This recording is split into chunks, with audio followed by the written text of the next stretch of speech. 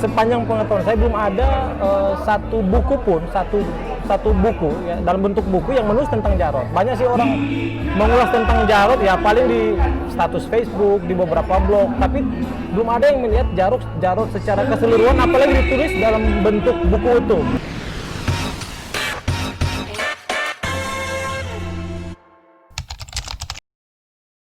Model-model Jarot seperti ini, dari mulai jam 6 pagi begitu udah mulai padat, terus masuk siang, sore begini. Ya. Karena memang Jarot juga kan posisinya pas di pusat kota, terus sekelilingnya itu kan banyak pertokoan, terus banyak perkantoran. Jadi memang apa ya?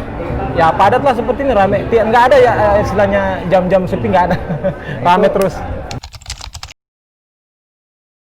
Kalau saya tulis di buku saya itu kayak agak ada semacam shift begitu. Jam berapa itu orangnya siapa-siapa, siang itu siapa-siapa, sorenya siapa-siapa. Ya kalau pagi itu kategori biasa orang-orang yang dari apa namanya? Orang dari pasar, orang dari olahraga pagi biasa datang ke sini. Nah, mulai masuk jam 10 begitu biasa orang-orang kantoran cari makan. Orang kantoran sampai siang itu orang kantoran. Nah, kalau agak sore begini biasa levelnya agak sedikit elit lah. Jadi politisi, seniman-senimannya pada menumpuk semua sini sampai ke belakang. Yang jadi sorotan saya pertama begini.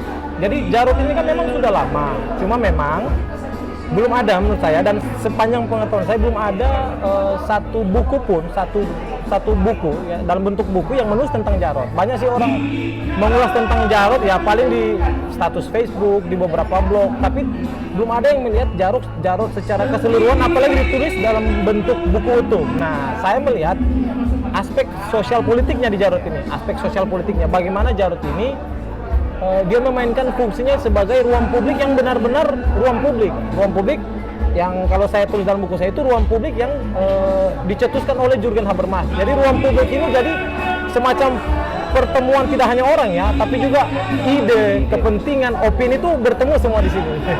Jadi itu hal yang menarik yang saya angkat. Jadi pembahasannya mirip-mirip inilah. Di sini pembahasannya memang mirip-mirip DPR. Ada pembahasan ya pendidikan lah, agama, sosial, politik, ya macam-macam lah. Ya mungkin secara kuantitatif perlu diuji ya, tapi secara apa ya, pengamatan kami ya bisa dibawa ke tingkat pembahasan yang lebih lanjut di pemerintahan, karena yang datang ke sini juga kan ada politisinya, ada birokratnya, dan apa yang terjadi perbincangan di sini itu pasti akan sampai ke level pemerintahan, perbincangan di level pemerintahan. Jadi memang isu-isu apa yang dibicarakan di sini pasti sampailah ke sana. Selain juga karena yang datang ke sini, yang berdiskusi di sini juga dalam tanda kutip ya orang-orang yang punya pengaruh lah di masyarakat Manado. Ya beda-beda. Kalau saya menyebutnya itu di Jarot ini ada semacam fakultas kayak kampus. Jadi kalau di depan itu istilahnya fakultas seni dan kebudayaan. Jadi orang-orang seni FIB di depan. Iya, FIB ada penyanyinya. Termasuk juga di depannya sih ada maklar sih. Nah, di tengah ini fakultas sosial politik. Jadi politisi birokrat di sini. Nah, bagian belakang dari Jarot itu biasanya orang bahas agama. Ya isu-isu keagamaan lah, kayak yang lalu isu Sunni Syiah, kemudian tasawuf, ya kelompok-kelompok keagamaan biasanya di belakang. Jadi di sini kalau saya tulis semacam ada 3 fakultas agama, sosial politik, dan ilmu budaya, kesenian lah. Memang di sini ada keunikannya. Kalau misalnya begini, misalnya kalau kita ke kafe ya rumah kopi lain lah, kalau misalnya orang duduk di satu meja kan kita nggak mungkin nimbrung di situ, karena biasanya kan akan ini meja kita, jangan gabunglah ke sini. Kalau di sini tidak, misalnya di meja sana ada orang bahas politik, saya tiba-tiba datang, saya nimbrung situ, gabung situ nggak jadi masalah, ikut pembicaraan pun nggak masalah, ikut berkomentar, karena memang di sini semua orang itu berhak mengajukan opini, jadi nggak ada istilahnya nggak ada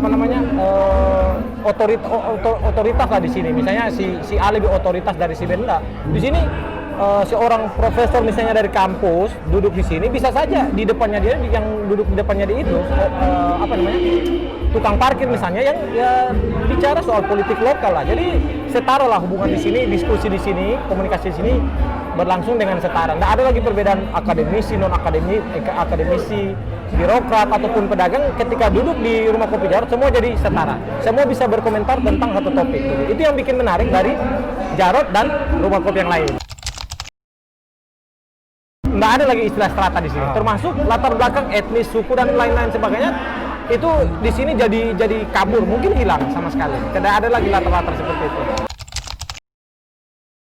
Ya paling tepat kalau penggunaannya sudah disepakati oleh masyarakat sini, ya menyebutnya komunitas jalan roda, meskipun komunitas dalam arti tidak formal, ya tidak memiliki badan hukum dan sebagainya, tapi orang menyebutnya komunitas jalan roda. Komunitas karena mungkin orang sini, orang di kompleks jalan roda ini terikat oleh satu kesamaan. Pertama, kesamaan mungkin mereka suka nongkrong, dan kesamaan untuk terlibat dalam pembicaraan seputar isu-isu lokal. Kalau menyebut sini komunitas, ada kebersamaan lah di sini. Semua cair ya? Semua cair lah, pedagang, birokrat, pejabat, anggota dewan ataupun orang-orang yang lain duduk di sini itu cair lah. Atmosfernya lebih cair juga, pembicaraan juga jadi lebih cair.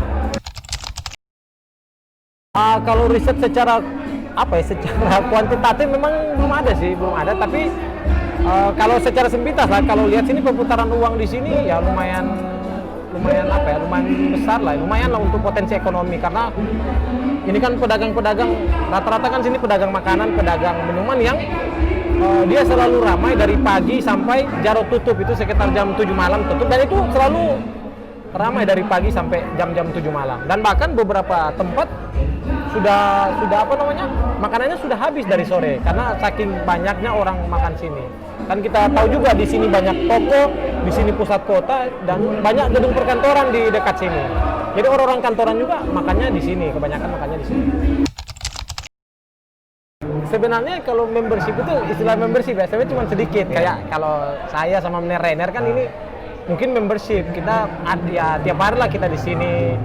Ada teman-teman lain juga membership, tapi jumlah kita tidak banyak. Artinya begini, kalau yang membership ini datangnya sekali, biasanya duduknya berjam-jam, 3-4 jam, 5 jam duduknya lama, dan secara ekonomi memang uang yang kita habiskan sedikit dibandingkan yang bukan membership yang hanya sekali datang, duduk setengah jam, 1 jam langsung balik. Nah, biasanya lebih banyak itu yang bukan member ya, ketimbang yang member. Tapi yang member ini yang yang cukup punya pengaruh